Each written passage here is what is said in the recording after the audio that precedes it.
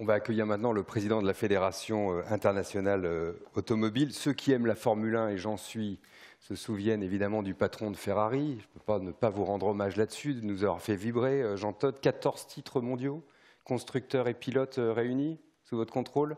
Ne rougissez pas. En même temps, avec une Ferrari, ce n'est pas absolument illogique de rougir. Depuis 3 ans, Emmanuel Barbe l'a dit, vous êtes aussi l'envoyé spécial du secrétaire général des Nations Unies pour la sécurité routière. S'il vous plaît, vous accueillez Jean Todt, mesdames et messieurs.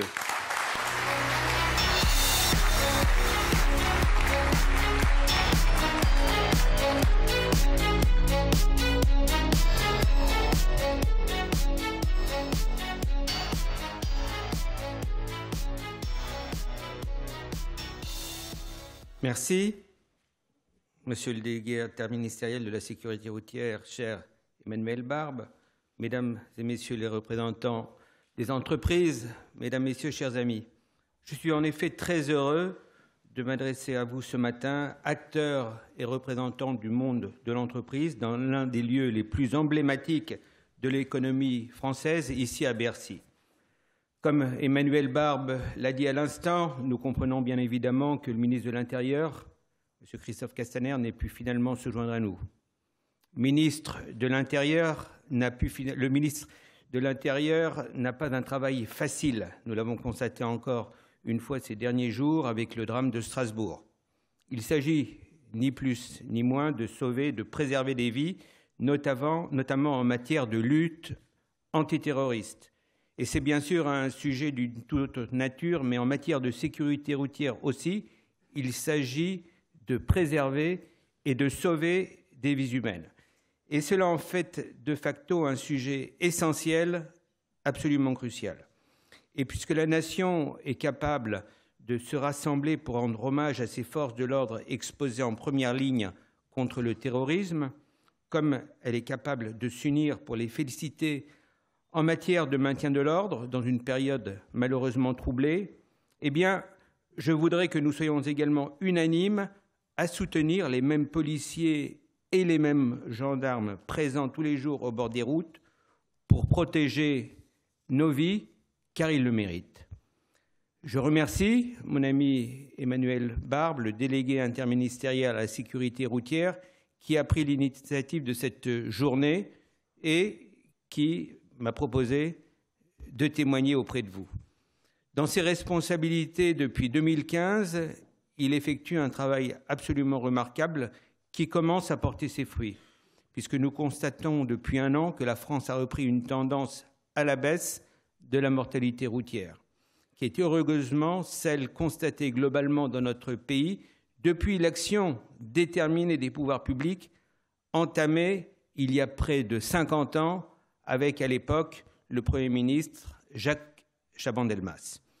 Merci à vous également, acteurs de l'économie française, présents aujourd'hui parmi nous, qui pour la plupart défendaient ce que l'on appelle le RSE. La RSE, c'est-à-dire la responsabilité sociétale des entreprises au sein de vos groupes et qui êtes des acteurs innovants et indispensables de la sécurité routière au quotidien. Vous le savez peut-être, après ma carrière dans le sport automobile en tant que copilote de rallye, puis directeur d'équipe chez Peugeot, puis chez Ferrari, j'occupe aujourd'hui des fonctions internationales, à la fois président de la FIA, la Fédération internationale de l'automobile, mais également envoyé spécial du secrétaire général des Nations Unies pour la sécurité routière. À ce titre, j'aurais pu vous parler de la première campagne de la prévention internationale pour la sécurité routière, lancée l'année dernière à mon initiative, baptisée 3500 vies, pour les 3500 vies que nous perdons sur les routes chaque jour dans le monde, dont 500 enfants. Malheureusement, avec la publication du dernier rapport global de l'OMS, il apparaît que ce chiffre est monté à presque 3700. Et notre campagne est déployée en partenariat avec une entreprise française, le leader mondial de l'affichage, JC Deco, et elle a été diffusée, elle continue à être diffusée dans 1000 villes dans le monde et dans 80 pays, dans toutes les langues et sur tous les continents. L'engagement de JC Deco est exemplaire de ce qu'un grand groupe peut faire pour promouvoir la sécurité routière à l'échelle internationale. Et je tiens à les remercier de nous accompagner maintenant depuis mai 2017. J'aurais également pu vous parler des nouveaux outils créés par les Nations Unies pour enrayer ce fléau que représente la mortalité routière dans le monde, 1 350 000 millions de vies perdues tous les ans et 50 millions de blessés, suivant donc le dernier rapport. En particulier, le nouveau Fonds mondial de l'ONU dédié à cette cause, lancé en avril dernier, et qui pourra profiter en priorité aux pays de voie de développement, qui sont les premiers touchés dans le monde, avec les membres du High Level Panel de la FIA pour la sécurité routière, qui est composé d'éminentes personnalités issues du secteur public comme du secteur privé. Et je remercie certains des membres qui sont représentés dans cette salle. Je pense au président de Total, Patrick Pouyanné, de Michelin ou de General Motors. Nous avons été accueillis à l'Élysée le 1er octobre dernier par le président Macron, qui a annoncé une contribution de la France à ce fonds. C'est le premier pays à le faire et il a été suivi depuis par d'autres, comme la Russie. Le président Poutine me l'a confirmé la semaine dernière à Saint-Pétersbourg, où se déroulait l'Assemblée générale annuelle de la FIA. L'Union européenne apporte également une contribution.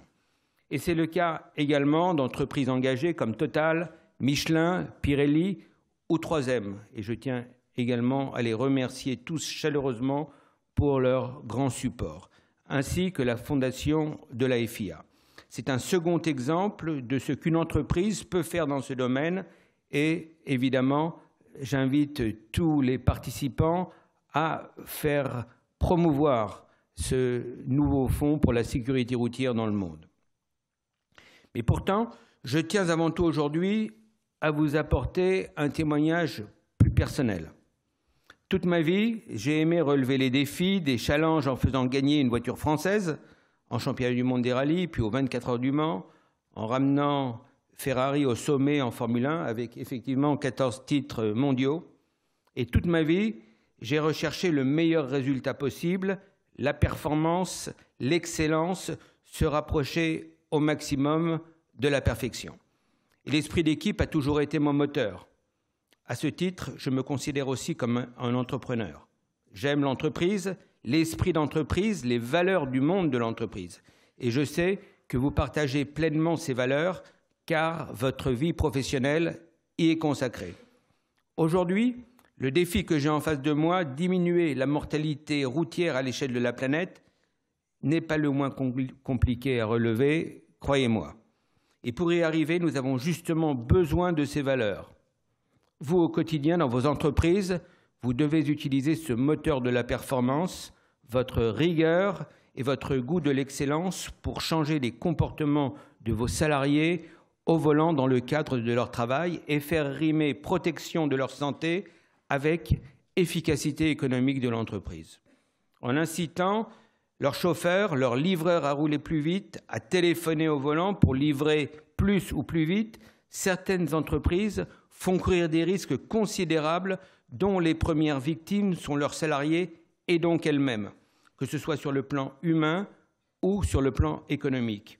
On l'a rappelé ce matin, les accidents de la route sont la première cause de mortalité au travail. Et si le coût humain de ces accidents est inestimable, le coût économique est considérable, 50 milliards d'euros en France l'année dernière. Vous vous rendez compte de ce que l'on pourrait faire avec 50 milliards d'euros en termes de soutien au pouvoir d'achat des salariés ou d'allègement de charges pour les entreprises. Faire passer la sécurité au second plan est non seulement inacceptable, mais c'est également un mauvais calcul économique. Au contraire, en incitant vos conducteurs au respect des règles, vous protégez leur vie, vous protégez vos entreprises et vous contribuez à améliorer ces résultats. Vous le savez mieux que personne, précisément parce que vous portez ces combats au sein de vos groupes. Et je suis également bien placé pour le savoir parce que j'ai vu au premier rang les dangers de la vitesse en compétition. Et c'est parce que je connais trop bien ces dangers que je veux les réserver aux compétitions et les exclure de la route de tous les jours. Et c'est aussi parce que je connais trop bien ces dangers que j'ai toujours œuvré à améliorer la sécurité des pilotes dans les courses. Pour moi, la course automobile n'est pas seulement un spectacle, elle est également un laboratoire de la voiture de demain, de la voiture de Monsieur Tout-le-Monde. En matière d'innovation technologique ou en matière de respect de l'environnement, bien entendu. C'est pour cela que j'ai souhaité la formule électrique, mais aussi et avant tout en matière de sécurité. La sécurité en piste a fait des progrès considérables depuis 35 ans et on le doit à la volonté des instances sportives et des dirigeants lucides. En tant que directeur d'équipe, j'ai toujours fait passer la sécurité des pilotes au premier plan et je suis convaincu que cela nous a aidés à gagner. Aujourd'hui, dans mes responsabilités, je continue. Cette année, j'ai insisté, et vous avez pu vous en rendre compte, pour introduire dans les Formule 1 au-dessus du cockpit un nouvel élément renforçant la protection de la tête des pilotes, dénommé le halo, issu d'un long travail de mise au point des équipes de la FIA. La nature humaine est parfois réticente au changement. Et au début de la saison, j'ai tout entendu à ce sujet, que le halo défigurait les voitures, qu'il empêcherait les pilotes de voir correctement, et bien d'autres. J'étais convaincu que c'était une solution indispensable. Et la suite m'a probablement donné raison. À la fin de la saison, tout le monde a constaté que des vies ont sans doute été sauvées grâce à ce nouveau système. Sur la piste, les critiques se sont tues. Peut-être qu'il en sera de même sur la route, avec 80 km/h ou d'autres mesures, mon cher Emmanuel.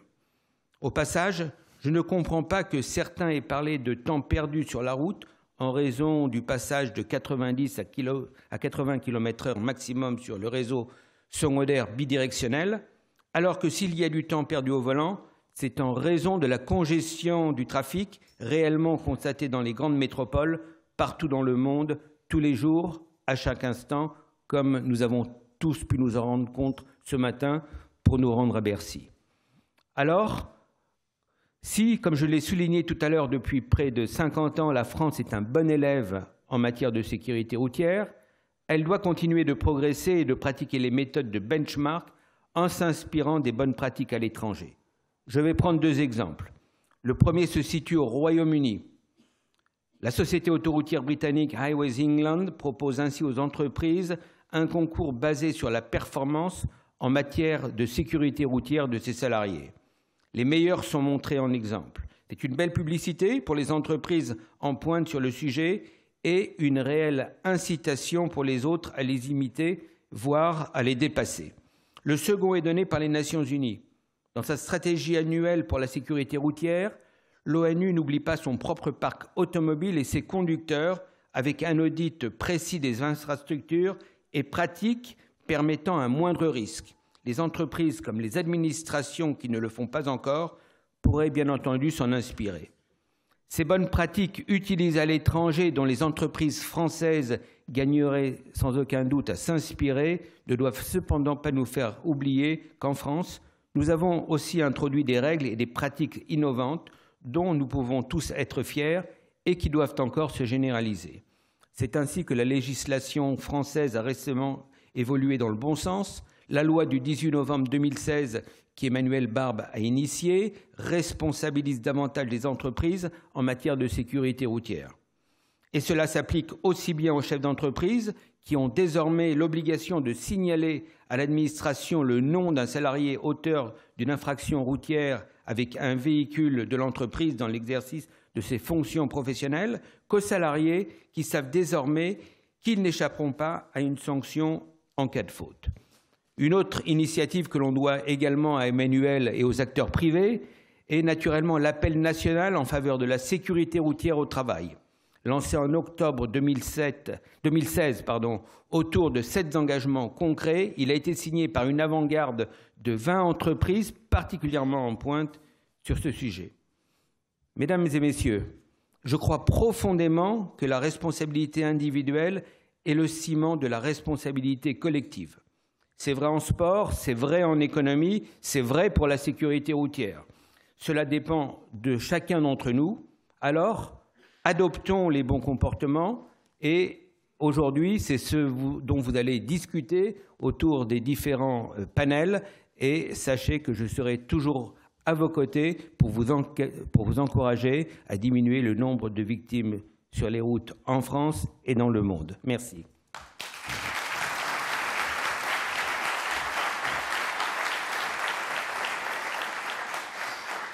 Dans ce que Jean-Todt vient de signaler, il y a un certain nombre de choses qui relèvent du management. Comment faire descendre ces mesures, comment faire descendre la loi dans l'entreprise. Parfois aller d'ailleurs un tout petit peu plus loin que la loi, et ce sera le thème d'un atelier animé par Valérie Durier cet après-midi.